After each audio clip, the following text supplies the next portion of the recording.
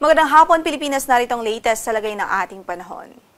Apektado pa rin ng shear line ang Katimugang Luzon, maging ang halos buong Kabisayaan at nagdudulot pa nga po ito ng mga pag-ulan doon. Dito nga po sa Bicol Region, sa Laguna, Rizal, Quezon Province, sa buong Mimaropa, sa halos buong Kabisayaan, maging sa Caraga Region at Northern Mindanao. Kaya't patuloy natin pinag-iingat ang ating mga kababayan doon dahil nariyan pa rin ang mga posibilidad ng mga pagbaha at pagguho ng lupa.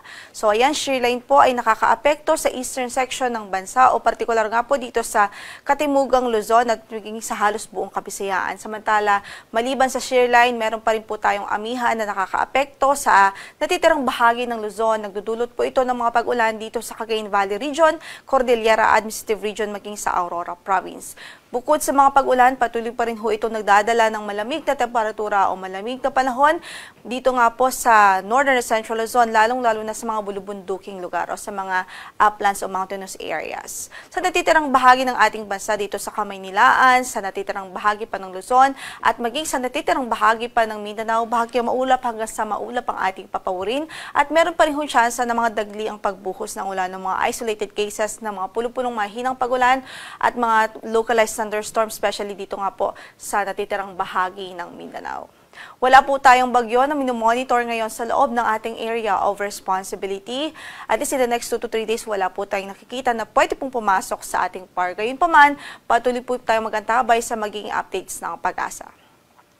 Samantala, in-effect pa rin ang ating weather advisory simula sa araw na ito hanggang bukas ng hapon. Very possible pa rin po yung malakas hanggang sa matinding pag-ulan. Kung kaya nakataas ang orange po natin o kumbaga posible yung 100 to 200 millimeters of rainfall dito pa rin ho sa Albay, Sorsogon, Northern Samar, Eastern Samar, Southern Leyte, Dinagat Islands, maging sa Surigao del Norte. Kahit patuloy nating pinag-iingat ang ating mga kababayan doon dahil mataas pa rin ang banta ng mga maging ng mga pagguho ng lupa. Samantala, yung moderate to heavy rains o yung 50 to 100 millimeters of rains in 24 hours, posible pa rin ma-experience dito sa Quezon Province, Camarines Norte, Camarines Sur, Catanduanes, Marinduque, Oriental Mindoro, Romblon, Masbate, Aklan, Capiz, Samar, Biliran, Leyte, at maging dito nga po sa lalawigan ng Palawan. So yung mga localized flooding is also possible, lalong-lalo na sa mga urbanized areas, sa mga low-lying o mga mabababang lugar at sa mga lugar kung saan ay malalapit sa ilog. Samantala, bukas ng hapon hanggang sa Sabado ng hapon, posible pa rin ang moderate to heavy o katamtamang mga pugulan.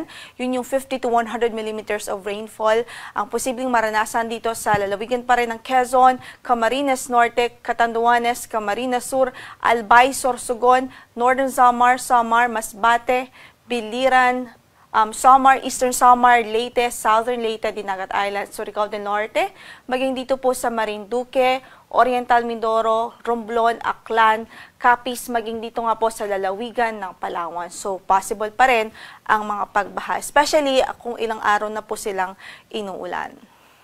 Samantala, sa Sabado ng hapon hanggang Linggo ng hapon, posible pa rin ang moderate to heavy rains dito po sa lalawigan ng Palawan. Kaya patuloy pa rin natin pinag-iingat at pinag-ahanda ang ating mga kababayan doon. Samantala, para naman sa pagtayo ng ating panahon bukas, likely magiging maulan pa rin ho dito sa silangang bahagi ng Northern and Central Luzon. Dulot pa rin ho yan ng amihan. So, possible pa rin ho ang maulap na papawirin na may mga pag-ulan dulot nga ng northeast monsoon dito sa Cagayan Valley Region, Cordillera Administrative Region, maging sa Aurora Province. Dito naman sa Kabikulan, Quezon Province, at sa natitirang bahagi pa ng Southern Luzon, mataas pa rin ang tsansa ng mga pag-ulan at pagkidlat pagkulog dahil pa rin ho sa shear line. Samantala, sa natitirang bahagi pa ng Luzon, including here in Ilocos Region, natitirang bahagi pa ng Central Luzon, isolated o pulo-pulong mahihinang mga pag-ulan na pwede pong maranasan ng ating mga kababayan doon. Samantala, dito po sa Visayas, inaasahan pa rin natin ng maulang panahon bukas sa halos buong Kabisayaan dahil pa rin nga po yan sa shear line. Kasama na po dyan ang lalawigan ng Palawan. Dito naman po sa Mindanao, dito sa Caraga Region at Northern Mindanao, posible pa rin ang maulap na papawirin na may mga kalat-kalat na pagulan at pagkidlat pagkulog bukas dahil pa rin ho sa shear line. Sa natitirang bahagi ng Mindanao, generally ay bahagyang maulap hanggang sa maulap ang papawirin, mataas din ang tsansa ng mga localized thunderstorms.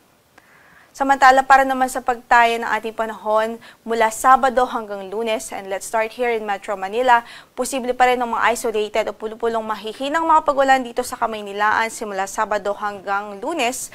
At para sa pagtaya ng temperatura mula 23 hanggang sa 31 degrees Celsius ang pwede maging agwat na ating temperatura dito. Samantala sa Baguio City, maulap pa rin ang papawuri na may mga pag-ulan simula Sabado hanggang Lunes at 15 to 25 degrees Celsius naman ang inasahang magiging agwat ng temperatura. Habang sa Legazpi City, maulap na papawuri na may mga kalat-kalat na pagulan at pagkidlat-pagkulog pa rin ang inaasahan hanggang Sabado huyan. Pagdating naman ng Linggo at Lunes, posibleng mga pag-ulan dahil sa amihan ang maranasan doon po sa Legazpi City. At para sa pagtaya ng ating temperatura doon mula 24 hanggang sa 29 degrees Celsius ang pwede pong maging agwat. Sa Metro Cebu naman, generally improved weather ang inaasahang magiging panahon simula Saturday hanggang Lunes o Monday. At 24 to 31 degrees Celsius ang inaasahang magiging agwat ng temperatura. Samantala sa Iloilo City, sa Sabado nga po ay maulap pa rin ang papawirin at mataas pa rin ho ang tsansa ng mga pagulan at pagkidlat pagkulog. Pagdating naman ng Sunday hanggang Monday ay mga isolated na mga thunderstorms, mga localized thunderstorms ang pwede pong maranasan dito sa Iloilo City. At para sa pagtaya ng ating temperatura dito, from 24 to 31 degrees Celsius ho. Samantala sa Tacloban City, likely ho o mataas ang tsansa na magpatuloy pa rin yung mga pag-ulan doon hanggang Lunes dahil pa rin ho yan sa shear line. Para sa pagtaya ng ating temperatura sa Tacloban, simula 24 hanggang sa 29 degrees Celsius ho ang magiging agwat. Samantala sa Davao, likely pa rin ang maulap na papawuri na may mga kalat-kalat na pagulan at pagkidlat pagkulog doon sa Sabado. Sa Linggo at Lunes ay bahagyang maulap hanggang sa maulap ang papawurin at mataas din ang tsansa ng mga thunderstorms. Sa Cagayan de Oro naman, generally improved weather ang inaasahan mula Sabado hanggang Lunes. Gayon din sa Zamboanga City. Sa Cagayan de Oro, ang inaasahan magiging agwat ng ating temperatura ay mula 24 hanggang sa 31 degrees Celsius, habang sa Zamboanga City po ay mula sa 24 hanggang sa 33 degrees Celsius. Ang sunset natin sa araw na ito is 6:02 in the afternoon at inaasahang sisikat ng araw bukas sa ganap na alas 6:17 ng umaga. Ito po si Lori de la Cruz Galicia. Magandang hapon po.